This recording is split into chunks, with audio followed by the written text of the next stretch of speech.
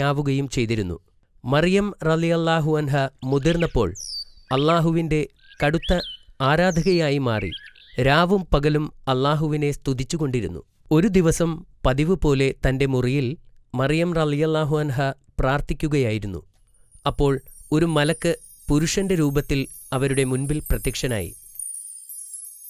മറിയം റളിയല്ലാഹു അൻഹ ഭയന്നുപോയി. അയാൾ അവരെ ഉപദ്രവിക്കാൻ വന്നതാണെന്ന് കരുതി അവർ ഉച്ചത്തിൽ പറഞ്ഞു, നിങ്ങളിൽ നിന്ന് ഞാൻ അള്ളാഹുവിനോട് അഭയം തേടുന്നു. നിങ്ങൾ അള്ളാഹുവിനെ ഭയക്കുക. അപ്പോൾ മലക്ക് പറഞ്ഞു, ഞാൻ നിങ്ങളുടെ നാഥനിൽ നിന്നുള്ള ഒരു ദൂതനാണ്. നിങ്ങൾക്ക് ധർമ്മിഷ്ഠനായ ഒരു കുഞ്ഞിനെ നൽകാൻ അയക്കപ്പെട്ടവനാണ്. അവൻ പാപങ്ങളിൽ നിന്നും വിശുദ്ധനായിരിക്കും. ഇപ്പോൾ അവർ ശാന്തമായിരുന്നു. എന്നിട്ട് മലക്കിനോട് ചോദിച്ചു, എന്നെ ഒരു പുരുഷൻ തൊടുക പോലും ചെയ്യാതെ എനിക്കെങ്ങനെ ഒരു മകനുണ്ടാവും? അത് അള്ളാഹുവിന് വളരെ എളുപ്പമാണ്. അള്ളാഹു ജനങ്ങൾക്ക് വേണ്ടി ഒരു ദൃഷ്ടാന്തമായിരിക്കാൻ വേണ്ടിയാണ് അവനെ സൃഷ്ടിക്കുന്നത്. അള്ളാഹുവിൻ്റെ ശക്തിയുടെ മേലുള്ള ഒരു അടയാളവും. മലക്ക് സന്ദർശിച്ചപ്പോൾ മുതൽ അവർക്ക് മാനസിക സമ്മർദ്ദമുണ്ടായി. ദിവസങ്ങൾ കടന്നുപോകുന്തോറും അത് വർദ്ധിച്ചു വന്നു. ഒരു ഭർത്താവില്ലാതെ അവർക്ക് എങ്ങനെ ഒരു കുഞ്ഞിനെ പ്രസവിക്കാനാവും? കുറച്ചു മാസങ്ങൾക്ക് ശേഷം മാനസിക സമ്മർദ്ദം അധികകാലം താങ്ങാൻ അവർക്ക് കഴിഞ്ഞില്ല. ഗർഭപാത്രത്തിന്റെ ഭാരവും താങ്ങി എങ്ങോട്ടെന്നറിയാതെ അവർ നഗരം വിട്ടു യാത്രയായി. അവർ അധിക ദൂരം പോയില്ലായിരുന്നു. പെട്ടെന്നാണ് അവർക്ക് പ്രസവവേദന അനുഭവപ്പെട്ടത്.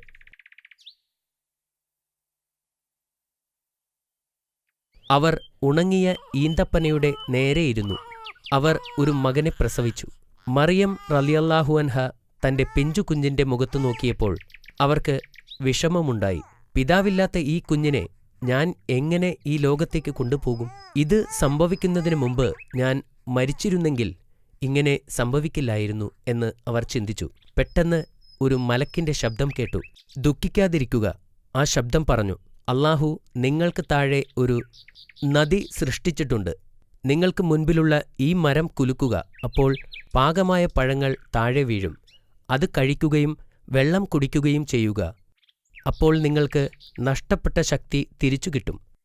അള്ളാഹുവിങ്കിൽ നിന്നുള്ള അനുഗ്രഹമാകുന്നു അത്.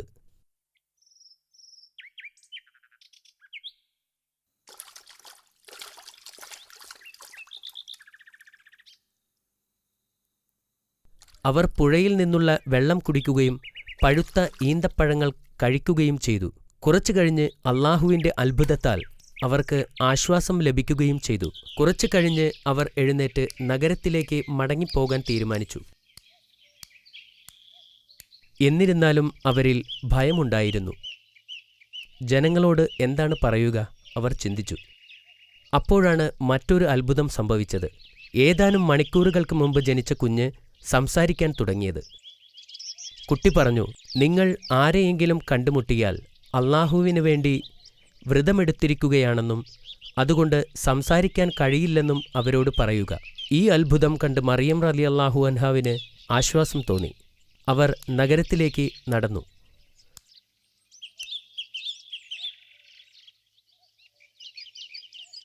അവർ പ്രതീക്ഷിച്ചതുപോലെ അവരുടെ കൈകളിൽ ഒരു കുഞ്ഞുമായി നഗരത്തിലെത്തിയപ്പോൾ ജനങ്ങൾക്ക് ജിജ്ഞാസയായി. നിങ്ങൾ ഒരു വലിയ പാപം ചെയ്തിരിക്കുന്നു. ജനങ്ങൾ അവരെ ശാസിച്ചു. എന്നാൽ അവർ ശാന്തത പാലിച്ചു. അവർ അവരുടെ വിരൽ ചുണ്ടുകളിൽ വച്ച് അവർക്ക് സംസാരിക്കാൻ കഴിയില്ല എന്ന് ആംഗ്യഭാഷയിലൂടെ കുഞ്ഞിനെ ചൂണ്ടിക്കൊണ്ട് പറഞ്ഞു. ജനങ്ങൾ രോഷാകുലരായി. ഞങ്ങൾ എങ്ങനെ ഈ കുഞ്ഞിനോട് സംസാരിക്കും? എന്നാൽ കുട്ടി സംസാരിക്കാൻ തുടങ്ങിയപ്പോൾ ജനങ്ങൾ അമ്പരന്നു. കുട്ടി മെല്ലെ സംസാരിച്ചു. ഞാൻ ദൈവത്തിൻ്റെ അടിമയാണ്. അള്ളാഹു എനിക്ക് ഒരു ഗ്രന്ഥം നൽകുകയും എന്നെ അവൻ പ്രവാചകനാക്കുകയും ചെയ്തിരിക്കുന്നു. എനിക്ക് ബോധനം വന്നു കിട്ടിയതിനു ശേഷം അവരെനിക്ക് ജന്മം നൽകി. ഞാൻ ജനിച്ച ദിവസവും മരിക്കുന്ന ദിവസവും ജീവനോടെ എഴുന്നേൽപ്പിക്കപ്പെടുന്ന ദിവസവും എനിക്ക് സമാധാനം. കുഞ്ഞ് സംസാരിച്ചുകൊണ്ടിരുന്നപ്പോൾ ആളുകൾ ആശ്ചര്യത്തോടെ നോക്കിയിരുന്നു. ഇതൊരു അസാധാരണ കുഞ്ഞാണെന്നും അത് അള്ളാഹുവിൻ്റെ ശക്തിയാണെന്നും ആളുകൾ മനസ്സിലാക്കി. കുട്ടിയുടെ സംസാരത്തെ വിചിത്രമായ ഒരു തമാശയായി ചിലർ കരുതിയിരുന്നു. മറിയം റളിയല്ലാഹു അൻഹയ്ക്ക് ഇപ്പോൾ പ്രയാസങ്ങളില്ലാതെ നഗരത്തിൽ താമസിക്കുവാൻ കഴിഞ്ഞിരുന്നു. മറിയം റളിയല്ലാഹു അൻഹാവിൻ്റെ കഥ കേട്ടപ്പോൾ യൂസഫ് നബി വലിയ അത്ഭുതത്തോടുകൂടി ഇങ്ങനെ പറഞ്ഞു. ഒരു വിത്തില്ലാതെ ഒരു വൃക്ഷം വളരുമോ? അദ്ദേഹം അവരോട് ചോദിച്ചു.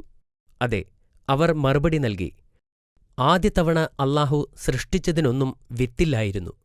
പിന്നെ അദ്ദേഹം വീണ്ടും ചോദിച്ചു, ഒരു പങ്കാളിയില്ലാതെ ഒരു കുട്ടിയെ പ്രസവിക്കാൻ സാധിക്കുമോ? അതെ. മറിയം റളിയല്ലാഹു അൻഹ മറുപടി പറഞ്ഞു. അല്ലാഹു ആദം നബിയെ സൃഷ്ടിച്ചപ്പോൾ സ്ത്രീയോ പുരുഷനോ ഇല്ലായിരുന്നു. ഈസാ നബി വളരുന്നതനുസരിച്ച് അദ്ദേഹത്തിന്റെ പ്രവചനശക്തിയും വളർന്നു. അത്താഴത്തിന് അദ്ദേഹത്തിന്റെ കൂട്ടുകാർ എന്തു ഭക്ഷണമാണ് കഴിക്കാൻ പോകുന്നതെന്നും അവർ ഒളിച്ചുവച്ചിരിക്കുന്ന സാധനങ്ങൾ എവിടെയാണെന്നും അദ്ദേഹത്തിന് പറയാൻ കഴിയുമായിരുന്നു. അദ്ദേഹത്തിന് 12 വയസ്സുള്ളപ്പോൾ അദ്ദേഹം തന്റെ മാതാവിനോടൊപ്പം ജെറുസലേമിലേക്ക് പോയി. അവർ പ്രാർത്ഥനാലയത്തിലെത്തിയപ്പോൾ മറിയം റളിയല്ലാഹു അൻഹാവിന്റെ കയ്യിൽ നിന്നും വിട്ട് ഈസാ നബി അവിടെ ചുറ്റിത്തിരിഞ്ഞു. അദ്ദേഹം അലഞ്ഞു തിരിഞ്ഞ് ഒരു മുറിയിലെത്തിയപ്പോൾ അവിടെ കുറെ ആളുകൾ ഒരു പുരോഹിതന്റെ പ്രഭാഷണം കേൾക്കുകയായിരുന്നു. അവിടെ ഇരിക്കുന്നവരെല്ലാം മുതിർന്നവരായിരുന്നെങ്കിലും പ്രവാചകന് അവരോടൊപ്പം ഇരിക്കാൻ ഭയം തോന്നിയില്ല. കുറച്ചുനേരം അവരുടെ പ്രഭാഷണം ശ്രദ്ധിച്ച ശേഷം അദ്ദേഹം എഴുന്നേറ്റ് നിന്ന് ചോദ്യങ്ങൾ ചോദിക്കാൻ തുടങ്ങി. പഠിപ്പിച്ചുകൊണ്ടിരുന്ന പുരോഹിതന്മാരെ അദ്ദേഹത്തിന്റെ ചോദ്യങ്ങൾ അസ്വസ്ഥരാക്കി. കാരണം അവർക്ക് അതിനുത്തരം നൽകാൻ കഴിയില്ലായിരുന്നു. പുരോഹിതന്മാർ അദ്ദേഹത്തെ നിശബ്ദനാക്കാൻ ശ്രമിച്ചു. പക്ഷേ നബി അവരെ അവഗണിച്ചു. അദ്ദേഹം ചോദ്യങ്ങൾ തുടരുകയും അദ്ദേഹത്തിന്റെ അഭിപ്രായം പ്രകടിപ്പിക്കുകയും ചെയ്തു. ഈ വാദപ്രതിവാദത്തിൽ മുഴുകിയതുകൊണ്ട് അദ്ദേഹം തന്റെ മാതാവിന്റെ കാര്യം മറന്നുപോയി. ഇതിനിടയിൽ മറിയം റളിയല്ലാഹു അൻഹ വീട്ടിലേക്ക് പോയി. അവരുടെ മകൻ അവരുടെ ബന്ധുക്കളുമായോ സുഹൃത്തുക്കളുമായോ വീട്ടിലേക്ക് പോയിട്ടുണ്ടാകുമെന്ന് അവർ കരുതി. എന്നാൽ വീട്ടിലെത്തിയപ്പോൾ മകൻ തിരിച്ചെത്തിയിട്ടില്ലെന്ന് അവർക്ക് മനസ്സിലായി. അവർ അദ്ദേഹത്തെ കണ്ടെത്തുവാൻ പട്ടണത്തിലേക്ക് ഓടി. അവർ മണിക്കൂറുകളോളം അദ്ദേഹത്തെ തിരഞ്ഞു. ഒടുവിൽ പുരോഹിതന്മാർക്കിടയിൽ ആശയവിനിമയം നടത്തുകയും അവരുമായി ചർച്ച ചെയ്യുകയും ചെയ്യുന്ന മകനെ അവർ കണ്ടു. മറിയം റളിയല്ലാഹു അൻഹയ്ക്ക് അദ്ദേഹത്തോട് വലിയ ദേഷ്യം തോന്നി. കാരണം അവർ കുറെ വിഷമിച്ചിരുന്നു. എന്നാൽ പ്രവാചകൻ ശാന്തനായി പറഞ്ഞു, പുരോഹിതന്മാരോടൊപ്പം വാദപ്രതിവാദം നടത്തുമ്പോൾ സമയം ഒരുപാട് പോയത് ഞാൻ അറിഞ്ഞില്ല. ഈസാ നബി അലൈഹിസ്സലാം തൗറാത്ത് വളരെ ആവേശത്തോടെ വായിക്കുകയാണ്. അദ്ദേഹത്തിന് അല്ലാഹുവിനോട് കടുത്ത ആരാധനയാണ്. അദ്ദേഹം തൗറാത്തിന്റെ നിയമങ്ങൾ പിൻപറ്റിയാണ് ജീവിക്കുന്നത്. സബത്തിന്റെ ദിവസം അദ്ദേഹം പ്രാർത്ഥനാലയത്തിലേക്ക് പോവുകയായിരുന്നു. പ്രവാചകൻ മൂസ അലൈഹിസ്സലാം ശനിയാഴ്ച ദിവസങ്ങളിൽ പള്ളിയിൽ വന്ന് അല്ലാഹുവിനെ ആരാധിക്കുവാൻ നിർദ്ദേശിച്ചിരുന്നു. എന്നിരുന്നാലും സബത്തിന്റെ ദിവസം പള്ളിയിൽ പോകാൻ ജനങ്ങൾ കുറെ നാളായി ആരും തന്നെ വരില്ലായിരുന്നു. പുരോഹിതന്മാർ 100 കണക്കിന് കാര്യങ്ങൾ നിയമവിരുദ്ധമായി ആവശ്യപ്പെട്ടിരുന്നതുകൊണ്ടാണ് ഇത്. ഒന്ന് സങ്കൽപ്പിക്കുക, മരിക്കാൻ കിടക്കുന്ന ഒരു രോഗി ഒരു വൈദ്യനെ വിളിക്കുന്നത് നിയമവിരുദ്ധമായി കണക്കാക്കി. രോഗി കഴിക്കുന്നതും കുടിക്കുന്നതും മുടി വൃത്തിയാക്കുന്നതുമെല്ലാം പാപമായി കണക്കാക്കി. പക്ഷേ പ്രവാചകൻ അവരുടെ നിയമങ്ങൾ പാലിച്ചില്ല. വിശക്കുന്ന ഒരു കുട്ടിക്ക് അദ്ദേഹം ഒരു പഴം പറിച്ചു നൽകി. ഇത് കണ്ട് പുരോഹിതന്മാർ ദേഷ്യം കൊണ്ട് മുഖം ചുളിച്ചു. വൃദ്ധയായ ഒരു സ്ത്രീക്ക് തണുപ്പിൽ നിന്ന് രക്ഷ നേടാൻ അദ്ദേഹം തീ കത്തിച്ചു കൊടുത്തു. ഇത് സബത്ത് നിയമത്തിന്റെ ലംഘനമായി കണക്കാക്കപ്പെട്ടിരുന്നു. ഒടുവിൽ പ്രവാചകൻ ആരാധനാലയത്തിൽ എത്തിയപ്പോൾ അമ്പരന്നു പോയി. 25,000-ത്തിലധികം പുരോഹിതന്മാർ അതിനകത്തുണ്ടായിരുന്നു. എല്ലാവരും ആരാധനാലയത്തിൽ നിന്ന് മാത്രം സമ്പാദിച്ച് ജീവിക്കുന്നവർ. സന്ദർശകരെക്കാളും കൂടുതൽ പുരോഹിതന്മാരാണെന്നറിഞ്ഞപ്പോൾ പ്രവാചകൻ അത്ഭുതപ്പെട്ടു. അവിടമാകെ ആടുകളെക്കൊണ്ടും പ്രാവുകളെക്കൊണ്ടും നിറഞ്ഞിരുന്നു. യാഗമർപ്പിക്കുന്നതിനു വേണ്ടി ജനങ്ങൾക്ക് വിൽക്കാൻ വച്ചിരിക്കുന്നവയായിരുന്നു അത്. ആരാധനാലയത്തിനകത്തുള്ള ഓരോ പടിയും സന്ദർശകരുടെ പണം ചിലവിട്ടാണ് ഉണ്ടാക്കിയിരുന്നത്. പുരോഹിതന്മാർ പണത്തെയല്ലാതെ മറ്റൊന്നിനെയുമല്ല ആരാധിച്ചിരുന്നതെന്ന് മനസ്സിലായപ്പോൾ പ്രവാചകന് ദുഃഖം തോന്നി. പുരോഹിതന്മാർ ഒരു ചന്തയിലെന്ന പോലെയാണ് പ്രവർത്തിച്ചിരുന്നത്. പാവപ്പെട്ട ആളുകൾക്ക് പ്രാവിന്റെയും ആടുകളുടെയും വില താങ്ങാൻ കഴിയാതെ ഓടിപ്പോകുന്നതും പ്രവാചകൻ കണ്ടു. പുറത്ത് ആയിരക്കണക്കിന് ആളുകൾ പട്ടിണി കിടക്കുമ്പോൾ പുരോഹിതന്മാർ ആരാധനാലയത്തിനുള്ളിൽ ധാരാളം സാധനങ്ങൾ യാഗം നടത്തി കത്തിച്ചു കളയുന്നത് എന്തിനെന്നോർത്ത് പ്രവാചകൻ വിഷമിച്ചു. ഒരു രാത്രിയിൽ മഹത്തായ 2 പ്രവാചകന്മാരായ യഹ്യ അലൈഹിസ്സലാമും സക്കരിയ അലൈഹിസ്സലാമും ഭരണാധികാരികളാൽ കൊല്ലപ്പെട്ടു. ആ രാത്രിയിൽ വെളിപാട് ഈസാ നബി അലൈഹിസ്സലാമിന്റെ മേൽ ഇറങ്ങിവന്നു. ഇസ്രായേൽ ജനത്തെ വിളിച്ചുകൂട്ടി. ഉത്ബോധിപ്പിക്കാൻ അല്ലാഹു പ്രവാചകനോട് കൽപ്പിച്ചു. ലളിത ജീവിതം നയിച്ചിരുന്ന പ്രവാചകൻ അത് അവസാനിപ്പിച്ചു. ഈസാ നബിയുടെ ജീവിതത്തിൽ ആരാധനയും സമരവും ആരംഭിച്ചു. അദ്ദേഹം എതിരാളികളെപ്പോലെ നിലവിലുള്ള നിയമത്തെ തള്ളിപ്പറയുകയും മൂസാ നബി അലൈഹിസ്സലാമിന്റെ നിയമത്തെ ശക്തിപ്പെടുത്തുകയും ചെയ്തു. പ്രവാചകൻ തന്റെ ജനത്തെ ശ്രേഷ്ഠമായ വാക്കുകളിലൂടെയും പ്രവർത്തനങ്ങളിലൂടെയും ലളിത ജീവിതം നയിക്കാൻ ആവശ്യപ്പെട്ടു. 10 കൽപ്പനകൾ അവർ ഉദ്ദേശിക്കുന്നതിലും കൂടുതൽ മൂല്യമുള്ളതാണെന്ന് പുരോഹിതന്മാരെ മനസ്സിലാക്കാൻ പ്രവാചകൻ ശ്രമിച്ചു. ഉദാഹരണമായി, 5-ാമത്തെ കൽപ്പനയിൽ ശാരീരിക കൊലപാതകം നടത്തുക മാത്രമല്ല, എല്ലാ തരത്തിലുള്ള ശാരീരികമോ മാനസികമോ ആത്മീയമോ ആയ എല്ലാ കൊലപാതകങ്ങളും നിരോധിച്ചിരിക്കുന്നു. അദ്ദേഹത്തിന്റെ ഉപദേശങ്ങൾ പുരോഹിതന്മാരെ ശല്യപ്പെടുത്തിയിരുന്നു. പ്രവാചകന്റെ ഓരോ വാക്കും അവരുടെ ഇപ്പോഴത്തെ അവസ്ഥയ്ക്ക് ഭീഷണിയായിരുന്നു. അവരുടെ ഓരോ ദുഷ്പ്രവൃത്തിയും വെളിപ്പെട്ടുകൊണ്ടിരുന്നു. പുരോഹിതന്മാർ പ്രവാചകനെതിരെ പൊരുതാൻ തുടങ്ങി. ഒരിക്കൽ അവർ വ്യഭിചാരാരോപണം നടത്തിയ ഒരു സ്ത്രീയെ തടവിലാക്കി. അപ്പോൾ അവർ ഈസാ നബിയെ വിളിച്ചു അദ്ദേഹത്തിന്റെ അഭിപ്രായം ചോദിച്ചു. സത്യത്തിൽ ജനങ്ങളുടെ മുന്നിൽ അദ്ദേഹത്തെ തരം താഴ്ത്താൻ വേണ്ടിയായിരുന്നു അത്. മൂസാ നബിയുടെ നിയമമനുസരിച്ച് വ്യഭിചാരക്കുറ്റം ചുമത്തിയ ഒരാളെ കല്ലെറിഞ്ഞ് കൊല്ലണമെന്നായിരുന്നു നിയമം. ഈ സ്ത്രീയെ കൊല്ലുന്നത് പ്രവാചകൻ എതിർക്കുമെന്ന് പുരോഹിതന്മാർക്കറിയാമായിരുന്നു. അതിലൂടെ പ്രവാചകൻ മൂസാ നബിയുടെ ന്യായപ്രമാണത്തിനെതിരെ സംസാരിക്കുമെന്ന് അവർ കരുതി. അവർ ഈസാ നബിയുടെ മുൻപിൽ ആ സ്ത്രീയെ കൊണ്ടുവന്നു. വ്യഭിചാരിണിയെ കല്ലെറിയാൻ നിയമം നിർദ്ദേശിക്കുന്നില്ലേ എന്ന് ചോദിച്ചു. അതെ, പ്രവാചകൻ പറഞ്ഞു. അദ്ദേഹം പുരോഹിതന്മാരെയും ജനത്തെയും നോക്കി. അന്നത്തിനു വേണ്ടി തെറ്റ് ചെയ്ത ഈ സ്ത്രീയേക്കാൾ വലിയ പാപികളാണ് അവരെന്ന് പ്രവാചകൻ അറിയാമായിരുന്നു. പുരോഹിതന്മാർക്കെതിരെ പറഞ്ഞാൽ അദ്ദേഹം മൂസാ നബിയുടെ നിയമം തെറ്റിച്ചതായി അവർ കരുതും. ഇത് പുരോഹിതന്മാരുടെ ആസൂത്രണമാണെന്ന് അദ്ദേഹത്തിന് മനസ്സിലായിരുന്നു. അപ്പോൾ അദ്ദേഹം ജനങ്ങളുടെ നേരെ പുഞ്ചിരിയോടെ നോക്കി ഉച്ചത്തിൽ പറഞ്ഞു, നിങ്ങളിൽ പാപം ചെയ്യാത്തവർ അവളെ കല്ലെറിയട്ടെ. ഇത് കേട്ടപ്പോൾ പുരോഹിതന്മാർ അത്ഭുതപ്പെട്ടു. ചുറ്റും നിൽക്കുന്ന ആളുകൾ ഒന്നും മിണ്ടുന്നില്ല. ആരും അവളെ കല്ലെറിയാൻ ധൈര്യപ്പെട്ടില്ല.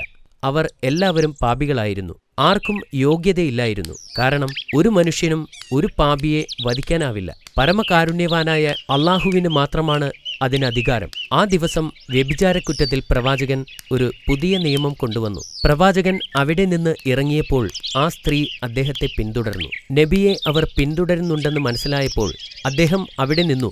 എന്നിട്ട് അവരോട് ചോദിച്ചു, എന്തിനാണ് എന്നെ പിന്തുടരുന്നത്?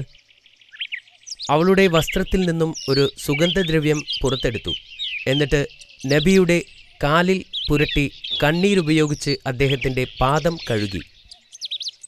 അവളുടെ തലമുടി ഉപയോഗിച്ച് അദ്ദേഹത്തിന്റെ പാദങ്ങൾ ഉണക്കി. അദ്ദേഹം അവളെ പിടിച്ച് എഴുന്നേൽപ്പിച്ചു. അപ്പോൾ പ്രവാചകൻ മുകളിലേക്ക് നോക്കിക്കൊണ്ട് ഇങ്ങനെ പ്രാർത്ഥിച്ചു, എൻ്റെ നാഥ, ഇവൾ ചെയ്ത പാപം നീ ക്ഷമിക്കണമേ. പ്രവാചകൻ തൻ്റെ ജനത്തോട് കരുണ കാണിക്കാൻ തുടർച്ചയായി അള്ളാഹുവിനോട് പ്രാർത്ഥിക്കുമായിരുന്നു. മറ്റുള്ളവരോട് കരുണ കാണിക്കാനും അള്ളാഹുവിൽ വിശ്വസിക്കുവാനും അദ്ദേഹം തൻ്റെ ജനങ്ങളോട് പറയുമായിരുന്നു. ഒരിക്കൽ അദ്ദേഹം തൻ്റെ അനുയായികളോട് ഇങ്ങനെ പറഞ്ഞു, എനിക്ക് ഒന്നുമില്ലെങ്കിലും എനിക്ക് ഉണരാൻ കഴിയും. ഈ ഭൂമിയിൽ എന്നേക്കാൾ ധനികനായി മറ്റാരുമില്ല. ഒരിക്കൽ പ്രവാചകൻ നടന്നു പോകുമ്പോൾ അന്ധനും കുഷ്ഠരോഗിയും തളർവാദക്കാരനുമായ ഒരു ഭിക്ഷക്കാരൻ അതുവഴി വന്നു. അദ്ദേഹം ഇങ്ങനെ പറയുന്നത് പ്രവാചകൻ കേട്ടു, മനുഷ്യരിൽ ഭൂരിഭാഗം വരുന്ന ജനങ്ങളും അനുഭവിക്കുന്ന പ്രശ്നങ്ങളിൽ നിന്നും എന്നെ സംരക്ഷിച്ചതിന് അള്ളാഹുവിന് സ്തുതി. പ്രവാചകൻ നടത്തം നിർത്തിയിട്ട് അദ്ദേഹത്തോട് ചോദിച്ചു, നിങ്ങൾ അന്ധനും കുഷ്ഠരോഗിയും തളർവാദക്കാരനുമാണ്. ഇനി ഏതു പരീക്ഷണമാണ് നിങ്ങൾ സഹിക്കേണ്ടത്? എന്നാൽ ഭിക്ഷക്കാരൻ പറഞ്ഞു, ഒരു പരീക്ഷണത്തിൽ നിന്നും അള്ളാഹു എന്നെ രക്ഷിച്ചു, ഏറ്റവും വലിയ പരീക്ഷണത്തിൽ നിന്നും. അത് അവിശ്വാസമാണ്. ആ പാവപ്പെട്ട വൃദ്ധൻ പറയുന്നത് കേട്ട് പ്രവാചകന് സന്തോഷമായി. അദ്ദേഹം മുന്നോട്ട് നീങ്ങി ആ വൃദ്ധന്റെ തോളിൽ കൈവച്ചു. അത് ഒരു അത്ഭുതമായിരുന്നു. പ്രവാചകൻ ആ മനുഷ്യനെ സ്പർശിച്ച ഉടനെ അദ്ദേഹത്തിന്റെ രോഗങ്ങൾ സുഖപ്പെട്ടു. അദ്ദേഹം എഴുന്നേറ്റ് നിൽക്കാൻ തുടങ്ങി. അള്ളാഹു അദ്ദേഹത്തെ സുഖപ്പെടുത്തി. അദ്ദേഹത്തിന്റെ മുഖം ഇപ്പോൾ സൗന്ദര്യം കൊണ്ട് തിളങ്ങി. ആ വൃദ്ധൻ പ്രവാചകന്റെ കൂടെ കൂടാൻ അനുവാദം ചോദിച്ചു. പ്രവാചകൻ സമ്മതിച്ചു. അങ്ങനെ അയാൾ പ്രവാചകന്റെ അനുയായിയായി തീരുകയും അള്ളാഹുവിനെ ആരാധിക്കുകയും ചെയ്തു. അള്ളാഹുവിങ്കിൽ നിന്ന് വെളിപാടുണ്ടാകുന്നതുവരെ ഈസാ നബി അലൈഹിസ്സലാം തൗറാത്ത് ഗ്രന്ഥമാണ് പിന്തുടർന്നിരുന്നത്. അള്ളാഹു അദ്ദേഹത്തിന് പുതിയൊരു ഗ്രന്ഥം നൽകി, ഇൻജീൽ. പ്രവാചകൻ തനിക്ക് അള്ളാഹു നൽകിയ പുതിയ പുസ്തകം വായിച്ചു. പ്രവാചകൻ അള്ളാഹുവിൽ നിന്ന് ഒരു പുതിയ ഗ്രന്ഥം ലഭിച്ചതായി പ്രഖ്യാപിച്ചപ്പോൾ അതുവരെ തൗറാത്തിനെ പിന്തുടർന്നവർക്ക് ഇത് ഇഷ്ടപ്പെട്ടില്ല. മറ്റ് എല്ലാ പ്രവാചകന്മാരെയും പോലെ ഈസാ നബിയും നിരവധി അത്ഭുതങ്ങൾ പ്രവർത്തിച്ചു. എല്ലാ പ്രവാചകന്മാരെയും അവരുടെ പ്രവാചകത്വത്തിന് തെളിവ് നൽകാൻ അള്ളാഹു പല അത്ഭുത പ്രവൃത്തികളെയും അയച്ചിരുന്നു. ഇതിന് ആളുകൾ അവരെപ്പറ്റി അറിയുകയും അവരുടെ പ്രവാചകത്വത്തിൽ വിശ്വസിക്കുകയും ചെയ്തിരുന്നു. പ്രവാചകൻ ഈസാ നബി അലൈഹിസ്സലാം ചെയ്ത അത്ഭുതങ്ങളിൽ പലതും രോഗം ഭേദമാക്കുകയായിരുന്നു. ഈ കാലഘട്ടത്തിലെ ആളുകൾക്ക് വൈദ്യശാസ്ത്ര രംഗത്ത് ഏറെ അറിവുണ്ടായിരുന്നു. പ്രവാചകൻ ചികിത്സിക്കാൻ കഴിയാത്ത രോഗികളെ സുഖപ്പെടുത്തിയപ്പോൾ അത് ശക്തമായ ഒരു സന്ദേശമായിരുന്നു. അന്ധനായി പിറന്ന ഒരാളുടെ മുഖത്ത് പ്രവാചകൻ തൊട്ടപ്പോൾ അദ്ദേഹത്തിന് കാഴ്ച കിട്ടി. അദ്ദേഹം ജീവിതത്തിലാദ്യമായി എല്ലാം കാണാൻ തുടങ്ങി. ഒരു ദിവസം പ്രവാചകൻ പട്ടണത്തിലേക്ക് പോകുമ്പോൾ മൃതശരീരവുമായി ആളുകൾ പോകുന്നത് കണ്ടു. പ്രവാചകൻ അവരുടെ അടുത്തേക്ക് ചെന്ന് എന്താണ് സംഭവിച്ചതെന്ന് ചോദിച്ചു. ഈ മനുഷ്യൻ മരിച്ചു, ഞങ്ങൾ ഇദ്ദേഹത്തെ കല്ലറയിലേക്ക് കൊണ്ടുപോകുന്നു എന്ന് അവരിൽ ഒരാൾ മറുപടി പറഞ്ഞു. അപ്പോൾ പ്രവാചകൻ അവരോട് നിൽക്കാൻ പറയുകയും എന്നിട്ട് അള്ളാഹുവിനോട് പ്രാർത്ഥിക്കുകയും ചെയ്തു. എന്തൊരത്ഭുതം! മരിച്ച മനുഷ്യൻ എഴുന്നേറ്റ് നിന്നു, അവന് ജീവൻ തിരിച്ചു കിട്ടി. അള്ളാഹു ഈ വ്യക്തിയെ വീണ്ടും ജീവിപ്പിച്ചിരിക്കുന്നു. ഒരിക്കൽ പ്രവാചകൻ തൻ്റെ അനുയായികളോട് 30 ദിവസം ഉപവാസം അനുഷ്ഠിക്കാൻ ആവശ്യപ്പെട്ടു. അവർ സമ്മതിക്കുകയും അവർ ഉപവാസം ആരംഭിക്കുകയും ചെയ്തു. 30 ദിനരാത്രങ്ങൾ ഉപവസിച്ചതിനു ശേഷം ശിഷ്യന്മാർ അദ്ദേഹത്തോടൊപ്പം മരുഭൂമിയിൽ പോയി. പ്രവാചകൻ പോകുന്നിടത്ത് ആയിരക്കണക്കിന് ആളുകൾ അനുഗമിക്കുന്നത് സാധാരണമായിരുന്നു. അനുയായികളിൽ പലരും രോഗബാധിതരായിരുന്നു. പ്രവാചകൻ അവരെ സുഖപ്പെടുത്തുമെന്ന് അവർ വിശ്വസിച്ചു. ഒരു സംഘം ആളുകൾ പ്രവാചകന്റെ പഠിപ്പിക്കലിന് എതിരായിരുന്നു. പ്രവാചകൻ എവിടെ പോയാലും അവരും കൂടെ പോകും. അവർ കൂടെ പോയിരുന്നത് അദ്ദേഹത്തെ പരിഹസിക്കാനും അവസരം കിട്ടുമ്പോഴെല്ലാം അദ്ദേഹത്തെ നിന്ദിക്കാനുമായിരുന്നു. 30 ദിവസത്തെ ഉപവാസത്തിനു ശേഷം സത്യനിഷേധികൾ പ്രവാചകനോട് ചോദിച്ചു, ആകാശത്ത് നിന്ന് ഭക്ഷണം ലഭിക്കുമായിരുന്നെങ്കിൽ അവരുടെ ഉപവാസം അള്ളാഹു സ്വീകരിച്ചു എന്ന് ഉറപ്പാക്കാമായിരുന്നു. അവർ ഉപവാസം അവസാനിപ്പിക്കുന്ന ആ ദിവസം എന്തെങ്കിലും ഒരു പ്രത്യേക ഭക്ഷണം കഴിക്കാൻ അവർ ആഗ്രഹിച്ചു. അവർക്ക് വേണ്ടത്ര പരിചരണം ആവശ്യമാണെന്നും അവർ പറഞ്ഞു. അവിടെ ആയിരക്കണക്കിന് ആളുകളുണ്ടായിരുന്നു. അവിശ്വാസികൾക്കറിയാമായിരുന്നു അവർ ആവശ്യപ്പെട്ട കാര്യങ്ങൾ പ്രവാചകന് ഒരിക്കലും സാധിക്കാൻ കഴിയില്ലെന്ന്. പ്രവാചകൻ അവരുടെ ആവശ്യങ്ങൾ അംഗീകരിച്ചു. എന്നിട്ട് അല്പം അകലെ മാറിയിരുന്നു അള്ളാഹുവിനോട് പ്രാർത്ഥിച്ചു. എന്തൊരത്ഭുതം! പ്രവാചകന്റെ പ്രാർത്ഥന അള്ളാഹു സ്വീകരിച്ചു. ആകാശത്ത് നിന്ന് ധാരാളം ഭക്ഷണം വന്നു. താഴെ ഒരു മേഘവും മുകളിൽ മറ്റൊരു മേഘവും. മലക്കുകൾ ചുറ്റും നിന്നുകൊണ്ട് ഭക്ഷണം താഴോട്ട് കൊണ്ടുവന്നു. സാവധാനത്തിൽ അത് താഴേക്കെത്തി. ആ സമയത്ത് പ്രവാചകൻ തന്റെ പ്രാർത്ഥനയിൽ മുഴുകിയിരിക്കുകയായിരുന്നു. ആഹാരം പ്രവാചകന്റെ തൊട്ടടുത്തു വന്നു നിന്നു. ഒരു വെളുത്ത തുണി കൊണ്ട് അത് മൂടിയിരുന്നു. അള്ളാഹുവിന്റെ നാമത്തിൽ ഏറ്റവും നല്ല സംരക്ഷകൻ എന്ന് പറഞ്ഞുകൊണ്ട് പ്രവാചകൻ മെല്ലെ ആ തുണി എടുത്തുമാറ്റി. മൂടിയിരുന്ന ആ തുണി മാറ്റിയപ്പോൾ ചുറ്റും കൂടുനിന്ന ആളുകൾ അത്ഭുതത്തോടെ അതിലേക്ക് നോക്കി. 7 വലിയ മീനും 7 അപ്പവും വിനാഗിരിയും ഉപ്പും തേനും മറ്റ് പല പഴങ്ങളും ഉണ്ടായിരുന്നു. അതിന് കൊതിപ്പിക്കുന്ന ഒരു സുഗന്ധമുണ്ടായിരുന്നു. അവർ ഇതിനു മുമ്പ് ഇതുപോലെ ഒരു സുഗന്ധം അനുഭവിച്ചിട്ടില്ലായിരുന്നു. ഈസാ നബി അവിശ്വാസികളോട് അതിൽ നിന്നും കഴിക്കാൻ പറഞ്ഞു. താങ്കൾ അതിൽ നിന്നും എടുത്ത് കഴിക്കുന്നത് കണ്ടതിനു ശേഷം മാത്രമേ ഞങ്ങൾ കഴിക്കുകയുള്ളൂ എന്ന് അവർ പ്രവാചകനോട് പറഞ്ഞു. ഇത് ആവശ്യപ്പെട്ടത് നിങ്ങളാണ്, അതുകൊണ്ട് ആദ്യം നിങ്ങൾ കഴിക്കണം. പ്രവാചകൻ അവരോട് ആവശ്യപ്പെട്ടു. പക്ഷേ സത്യനിഷേധികൾ അത് നിരസിച്ചു. അപ്പോൾ പ്രവാചകൻ ദരിദ്രരും രോഗികളും അന്ധരും അംഗവൈകല്യവുമുള്ളവരായ ആളുകളോട് അതിൽ നിന്നും കഴിക്കാൻ ആവശ്യപ്പെട്ടു. അവർ 1000-ഓളം ആളുകളുണ്ടായിരുന്നു. അവരെല്ലാവരും അത് കഴിച്ചു. അപ്പോൾ മറ്റൊരു അത്ഭുതം സംഭവിച്ചു. അതിൽ നിന്ന് ഭക്ഷണം കഴിച്ച എല്ലാ രോഗികളെയും സുഖപ്പെടുത്തി. വികലാംഗരെയും അന്ധന്മാരെയും മറ്റുള്ളവരെയും സംബന്ധിച്ചിടത്തോളം അത് ഒരു അത്ഭുതം തന്നെയായിരുന്നു. സത്യനിഷേധികളെ ആദ്യം ക്ഷണിച്ചിട്ടും അവർ അത് കഴിക്കാൻ വിസമ്മതിച്ചതിൽ അവർ ഇപ്പോൾ ദുഃഖിതരായിരുന്നു. ഈ വാർത്ത അതിവേഗം പരന്നു. ആ വാർത്ത നഗരത്തിലുമെത്തി. ആയിരക്കണക്കിന് ആളുകൾ ഈ ദിവ്യസദ്യയ്ക്ക് സാക്ഷ്യം വഹിക്കാൻ അങ്ങോട്ട് യാത്രയായി. വിരുന്നിൽ പങ്കെടുക്കാൻ ആഗ്രഹിക്കുന്നവരുടെ എണ്ണം ഇപ്പോൾ വളരെ കൂടുതലായിരുന്നു. പ്രവാചകൻ എല്ലാവരോടും ഭക്ഷണം കഴിക്കാൻ പറഞ്ഞു. ദിവസങ്ങൾ കഴിഞ്ഞു. ആദ്യം മുതൽ അവസാനം വരെയുള്ള ഓരോ വ്യക്തിയും വയറു നിറയെ ഭക്ഷണം കഴിച്ചു. ഓരോ ദിവസവും 7000-ഓളം ആളുകൾ ഭക്ഷിച്ചതായി പറയപ്പെടുന്നു. 40 ദിവസത്തിനു ശേഷം ദരിദ്രർക്ക് മാത്രം ഭക്ഷണം നൽകിയാൽ മതിയെന്നും ധനികർക്ക് നൽകേണ്ടതില്ലെന്നും അല്ലാഹു പ്രവാചകനോട് ആവശ്യപ്പെട്ടു. പ്രവാചകൻ ജനങ്ങളോട് സത്യസന്ധരായിരിക്കണമെന്ന് മുന്നറിയിപ്പ് നൽകുകയും ധനികരായ ആളുകൾ വിരുന്നുകളിൽ നിന്ന് അകന്നു നിൽക്കണമെന്നും ആവശ്യപ്പെടുകയും ചെയ്തു. കൂടാതെ ദരിദ്രരോട് ഭക്ഷണം നാളത്തേക്ക് കരുതി വെക്കണമെന്ന് ആവശ്യപ്പെടുകയും ചെയ്തു. എന്നാൽ ജനങ്ങൾ പ്രവാചകൻ പറഞ്ഞത് ശ്രദ്ധിച്ചില്ല. ധനികർ പാവപ്പെട്ടവനായി അഭിനയിച്ചു ഭക്ഷണം കഴിച്ചു. പ്രവാചകന്റെ കൽപ്പനയനുസരിക്കാതെ ദരിദ്രരും ആവശ്യത്തിൽ കൂടുതൽ ഭക്ഷണം കഴിച്ചു. അതിന്റെ ഫലമായി ഭക്ഷണം എവിടെ നിന്നാണോ വന്നത് അങ്ങോട്ട് തന്നെ ഉയർത്തപ്പെട്ടു.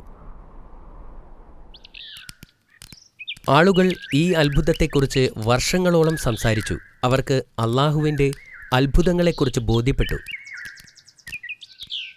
ഈസാ നബിക്ക് 33 വയസ്സായ സമയത്ത് പുരോഹിതന്മാർക്ക് അദ്ദേഹത്തോട് വൈരാഗ്യമുണ്ടായി. അവർ പ്രവാചകനെ കൊല്ലാൻ തീരുമാനിച്ചു. ഒരു രാത്രി പ്രവാചകൻ തന്റെ 12 അനുയായികളോടൊപ്പം അദ്ദേഹത്തിന്റെ വീട്ടിൽ ഇരിക്കുകയായിരുന്നു. അദ്ദേഹം പറഞ്ഞു, നിങ്ങളിൽ ഒരാൾ എന്നെ ഒറ്റിക്കൊടുക്കും. അത് സത്യമായിരുന്നു. അത് യൂദാസ് അല്ലാതെ മറ്റാരുമായിരുന്നില്ല. യൂദാസ് അന്ന് മുഖ്യപുരോഹിതനെ കാണാൻ പോയിരുന്നു. ഞാൻ ഈസായെ ഇല്ലാതാക്കിയാൽ നിങ്ങൾ എനിക്ക് എന്ത് തരും? യൂദാ പുരോഹിതനോട് ചോദിച്ചു. ഞാൻ നിനക്ക് 30 വെള്ളി നാണയം നൽകാം എന്ന് മുഖ്യപുരോഹിതൻ മറുപടി പറഞ്ഞു. യൂദാസ് ലജ്ജയോടെ ആ മുറിയിൽ നിന്നും എഴുന്നേറ്റുപോയി. അപ്പോൾ പ്രവാചകൻ തന്റെ കൂട്ടാളികളോട് അദ്ദേഹത്തിന് പകരം നിൽക്കാൻ നിങ്ങളിൽ ഒരാളെങ്കിലും തയ്യാറുണ്ടോ എന്ന് ചോദിച്ചു. നിങ്ങളിൽ ആരും അതിന് തയ്യാറല്ലേ? പ്രവാചകൻ ചോദിച്ചു. അങ്ങനെ ചെയ്താൽ നിങ്ങൾ സ്വർഗത്തിലും എന്റെ കൂട്ടാളികളായിരിക്കും.